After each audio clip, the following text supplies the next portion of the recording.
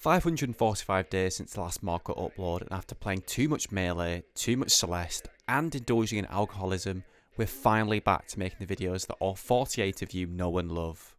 And look at the announcements so far. 2025 is shaping up to be a fantastic year for gaming, with a new Elden Ring game, the Switch 2 on the horizon, and with GTA 6 being poised for a release in fall.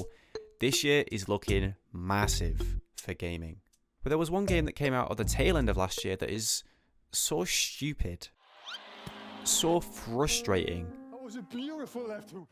yet so astronomically fun that I wanted to spotlight it today and just talk about the future of this title.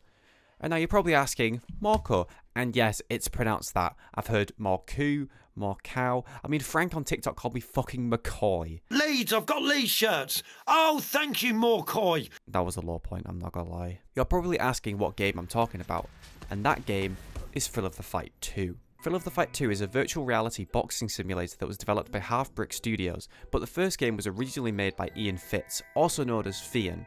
Or Fian, I don't actually know how to pronounce it. I'm going to say Fian because it sounds more professional. I think, we'll go with that. I played Thrill of the Fight 1 when it came out, and it was far and away the best VR boxing game on the market. Sure, games like Creed Rise to Glory had better presentation, but Thrill of the Fight strives to have top-notch gameplay above all else. I think most Thrill of the Fight players' first experiences with the game are pretty similar.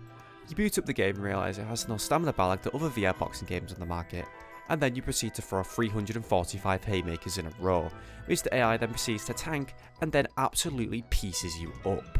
And it's at that moment that you realise, holy shit, this is the best VR boxing game around. Thrill of the Fight 1 had 10 main fighters, with most of them being very different in how they fight, forcing you to approach them strategically.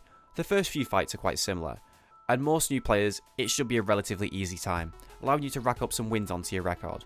But once you leave the comfort of that training centre, man, oh, things get very, very different. Louis the Lightning is significantly faster than any fighter up to this point and could easily catch you off guard, and the fighter after him, the Spider, has more range than an average Jigglypuff back air, meaning you can't really jab at range like you might have been doing for some of the fights up to this point. Later down the line you have the Duke, who can pretty much just KO you in one punch, forcing you to keep your distance and pick your spots effectively. And then there's Moneymaker.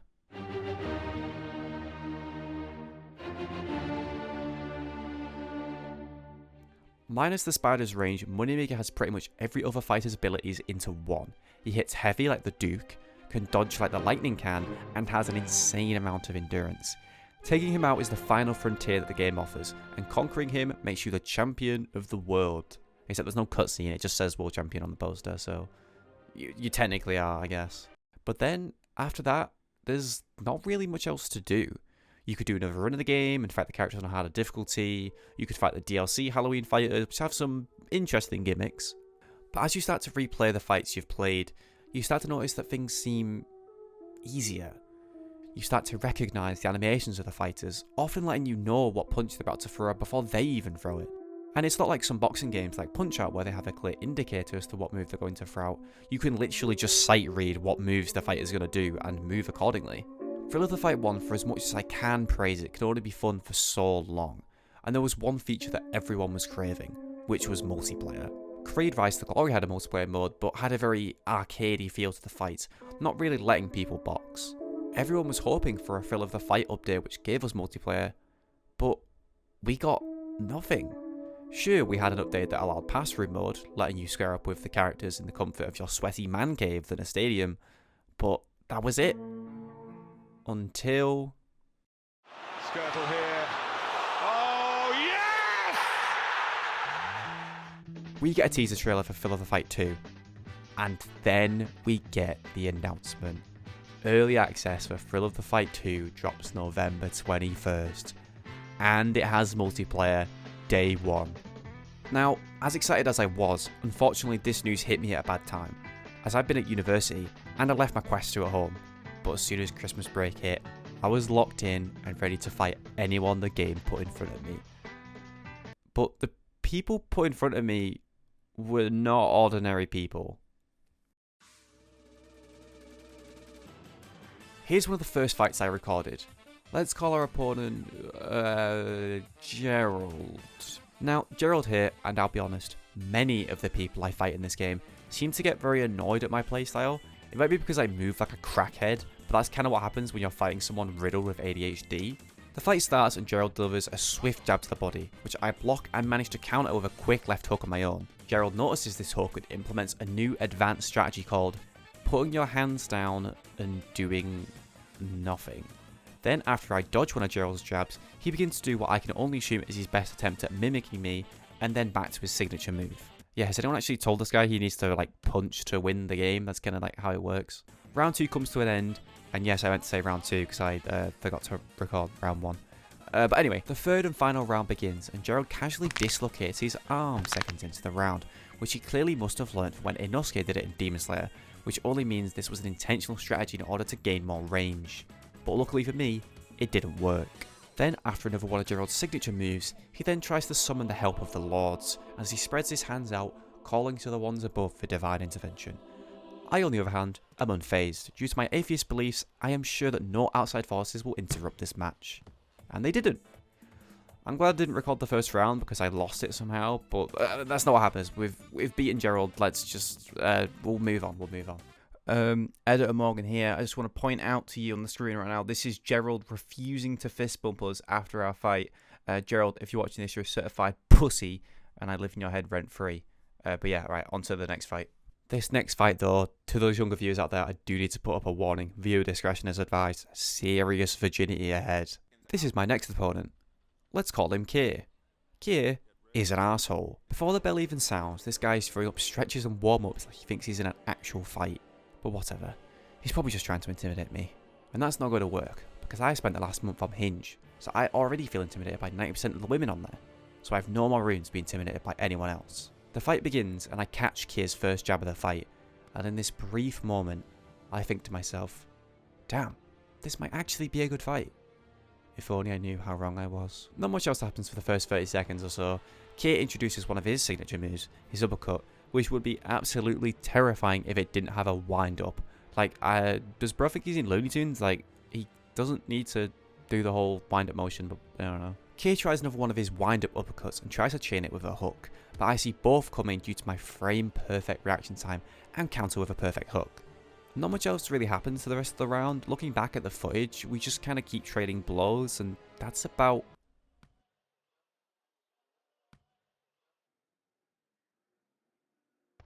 This moment was when Kier began his true awakening.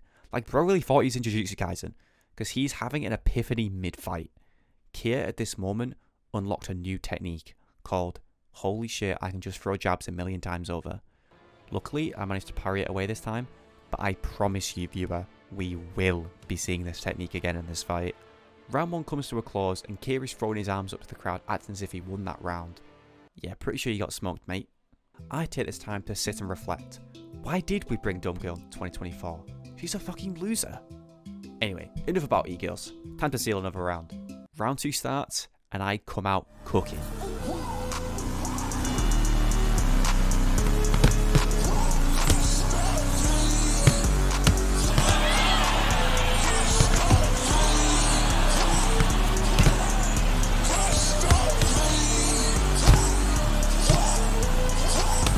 And then Kier starts to play patty cake with my stomach. After a brief scuffle, I deliver an overhand right that would make KSI proud. And now Kier looks really sad. Further Fight 2 indicates you've delivered a power punch via the crowd beginning to cheer and your opponent looking like a theatre mask, basically telling you, hey, this guy's hurt, keep fucking him up. And I do.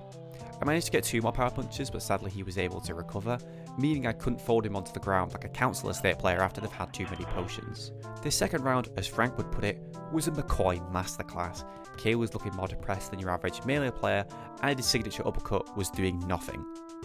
But before this final round is about to commence, Kier has a breakthrough. It's often theorised before you die, your life flashes before your eyes, searching for a memory that can save you, and luckily for Kier, he finds one. All the way back in round 1, Kier remembers the brief moment he started throwing more hands than a woodchuck chucks wood, and thinks to himself, this is the winning method. As the third round gets underway, it's clear to me I'm no longer fighting Kier. I am fighting Kier after 3 pints.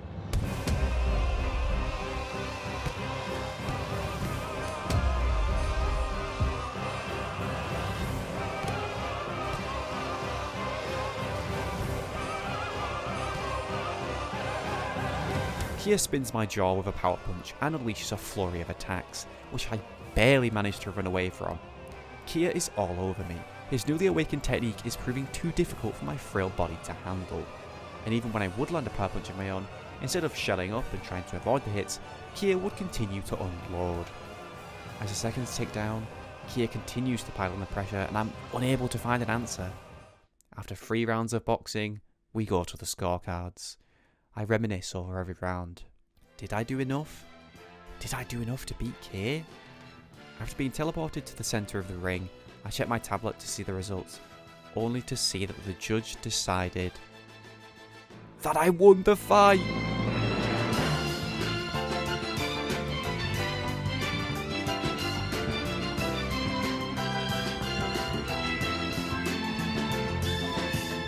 I just barely managed to beat Kia's jabbing antics, and I put down another win on the board.